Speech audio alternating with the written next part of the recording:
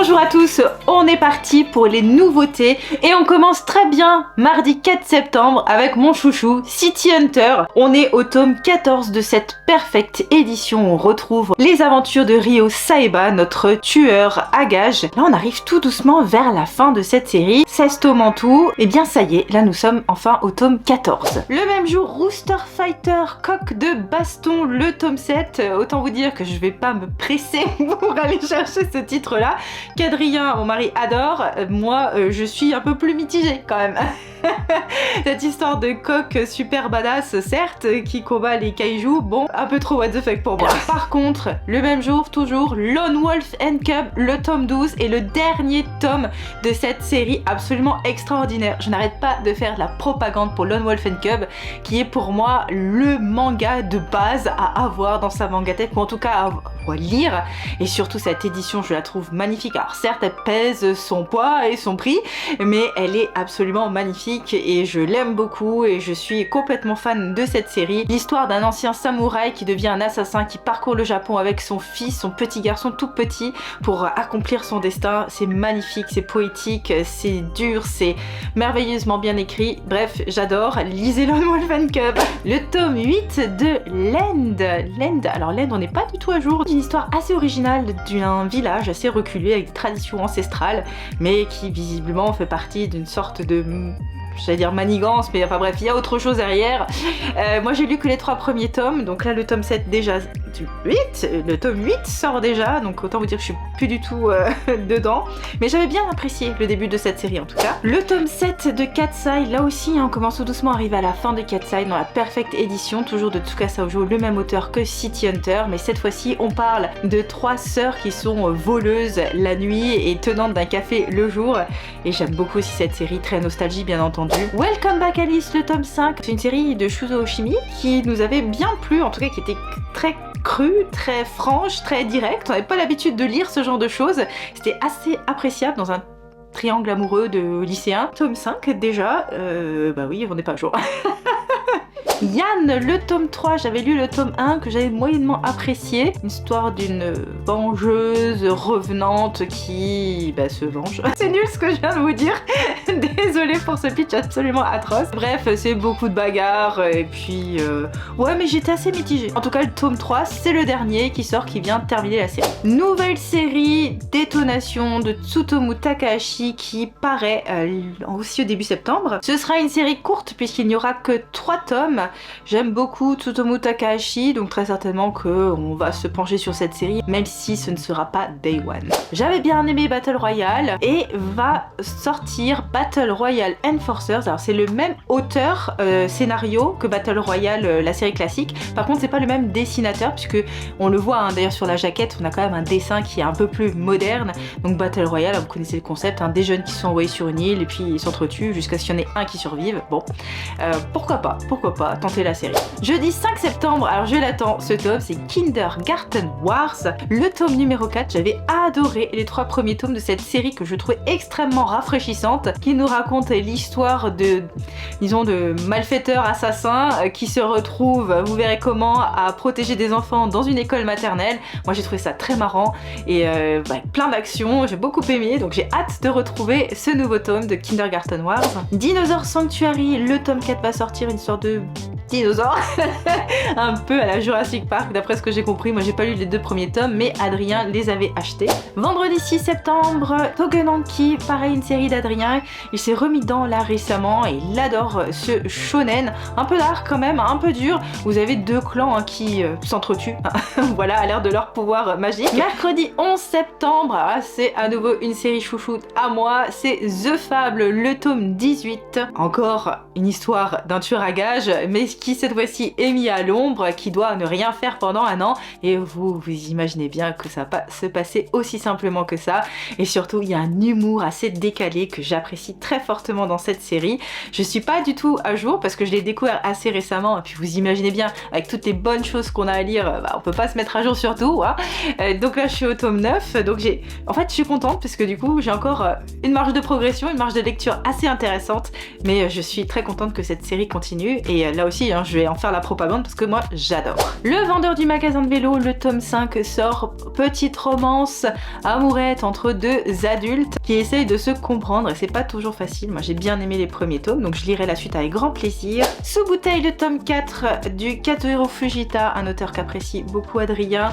Il avait, il a hein, d'ailleurs les premiers, je regarde d'un côté, je regarde de l'autre, voilà, il a les 2 premiers tomes et bon, déjà le 4 qui sort, je pense qu'il va se mettre à jour aussi à un moment donné. Une nouveauté qui m'intéresse pas mal, c'est Remède impérial, l'étrange médecin de la cour, le tome numéro 1 bien sûr, qui fait un peu penser dans son design au carnet de l'apothicaire.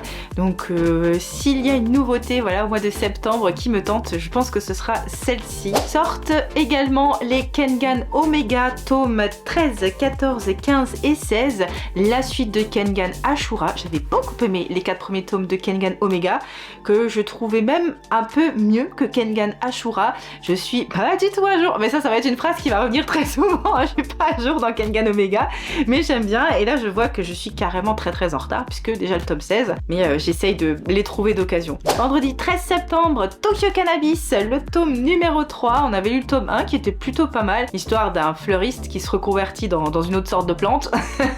C'était plutôt cool, je suis pas sûre non plus de courir m'acheter le tome 3, mais en tout cas c'était une série plutôt sympa. Une sortie qui m'intéresse, mais je sens que j'en ai déjà parlé, Brosque de printemps, un one shot, pourquoi pas, qui m'a l'air assez intéressant, qui retrace l'histoire d'un peintre qui a été mis en prison. Alors vous avez pas mal d'illustrations en aquarelle d'après ce que j'ai compris. Mercredi 18 septembre, colocataires à leur manière, le tome 10, j'ai l'impression que ça fait tellement longtemps que je n'ai pas lu, et cette histoire d'un auteur très introverti qui décide de prendre un chat chez lui et qui ça lui ouvre du coup les horizons. J'aime beaucoup cette histoire que je trouve très attendrissante sans non plus être dépourvue totalement de fond. Une petite série cocooning que j'aime bien, donc je suis contente que le tome 10 sorte. Thunderstree, le tome 5 sort, n'est pas du tout à jour non plus, c'était une nouveauté qui avait tapé dans l'œil d'Adrien. Moi je sais pas trop de quoi ça parle donc je vais pas vous le dire, mais je crois que ça mélange pas mal d'action, un peu d'enquête, enfin voilà, un peu de paranormal aussi si j'ai bien compris. En tout cas le tome 5 sort pour ceux qui ont apprécié le début de la série. Today's Burger, alors ça j'ai lu, je sais de quoi ça parle, Adrien avait bien aimé, c'est l'histoire d'une personne qui a ouvert un restaurant de burgers et qui arrive à faire des burgers à la perfection selon les envies de ses clients. Moi je vais pas plus adhérer que ça, mais je sais qu'Adrien avait trouvé du coup la série chill et qu'il l'a trouvé très sympa.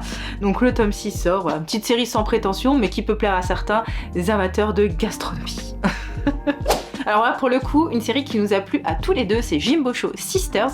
Le tome 1 m'avait été envoyé par la maison d'édition Mangetsu, je les en remercie d'ailleurs, parce que c'était un véritable coup de cœur de ces 3 sœurs qui se voient héritées d'une librairie, qui essayent d'un peu de se dépatouiller avec ça, il y a plein de choses en plus et ouais, j'avais adoré le premier tome, donc hâte de voir la suite.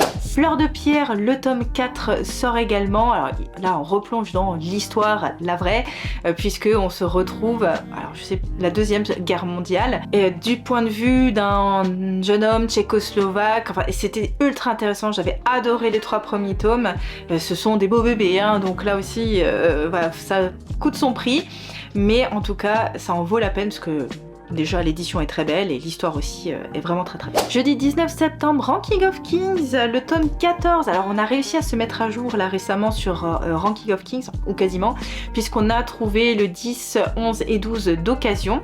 Donc on était très contents de trouver d'occasion, parce que c'est une histoire qu'on aime beaucoup, hein, celle du prince Boji qui tente de retrouver sa place au sommet de son royaume, avec un dessin très simplet mais avec une histoire assez lourde derrière. Nous on aime bien, donc voilà, tome 14 qui va sortir. Vendredi 20, Slam Dunk, bien sûr, la réédition, cette très belle réédition d'ailleurs, le tome 5 Deluxe.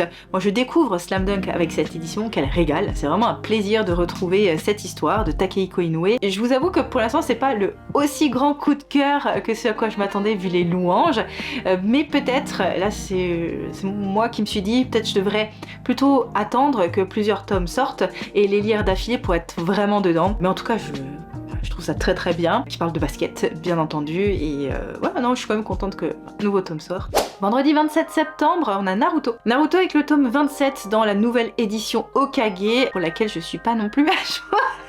Je l'avais dit, hein, c'est une catastrophe.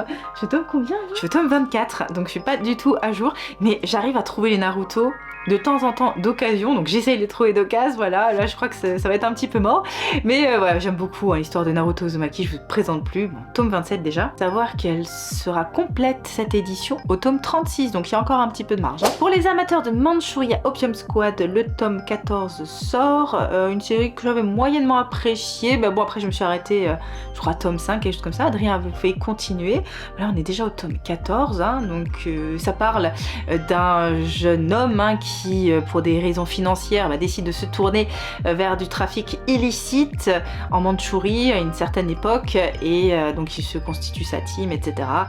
Bon voilà. Holy Land, le tome 9.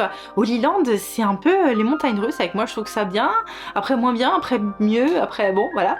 De Kujimori, donc c'est de la bagarre de rue. Bah, comme dit, hein, c'est sympa, un tome c'est bien, après un tome je suis un peu déçue, après un tome c'est mieux, donc on verra. Le bateau usine, tome 5, le dernier tome d'ailleurs de cette série, une série que Adrien a bien aimé, un peu dur quand même, hein, puisque la condition de personnes qui travaillent sur un bateau, enfin c'est très précaire, c'est très violent, pas mettre dans toutes les mains. Voilà, dernier tome sort par Naoki Urasawa et Kazuya Kudo, Pineapple Army. Pour les amateurs d'Urasawa, c'est pas une série récente, hein, je crois qu'elle date des années mi-80. D'ailleurs on le voit un peu, hein, j'ai regardé quelques planches, le trait est un petit peu plus ancien, ou en tout cas c'était peut-être les débuts. En tout cas, pourquoi pas découvrir cette série de l'auteur. Je suis pas ultra fan d'Urasawa, mais vu qu'Adrien, lui, il adore, ça viendra très certainement à un moment donné dans la mangatech. Et voilà pour ces nouveautés, ces sorties du mois de septembre. Encore une fois, hein, moi je vous parle de ce que j'ai envie d'acquérir ou de lire. N'hésitez pas à me mettre en commentaire quel est le tome que vous voulez absolument lire et que je n'ai pas cité, par exemple, ou même que vous avez envie de lire tout simplement, la sortie qui vous intéresse le plus. Je vous remercie vraiment beaucoup pour tous les derniers abonnements qu'on a eu, ça fait vraiment super plaisir. Merci pour ce soutien et je vous dis bien entendu à très bientôt pour la prochaine vidéo. Salut!